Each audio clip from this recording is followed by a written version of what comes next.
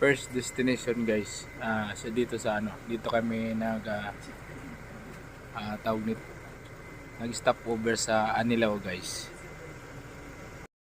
Pangalawang destination guys dito sa Concepcion, Iloilo. Pahinga muna guys. Hello guys, good evening. Ayan, dito na kami tumuloy sa Lapit.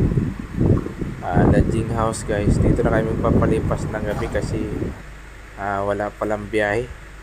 Ganda naman pala dito sa loob guys, yo. Ayan, may mga upuan pa. So, hindi ko na pinakita yung tutulugan namin guys. Ang ganda ng mga ilaw guys, yo. Hello guys, good evening. Ayan, for today's video guys. Ito nga, nagbiyahe kami galing ng Iloilo papunta rito ng istansya guys. Akala namin guys may biyahe kanina umaga. So dumating kami dito kagabi guys 3 AM ng morning. Nagpakasakali kami na may biyahe, yung pala wala naman guys, kaya ito, inabutan na kami ng gabi dito. Ayan.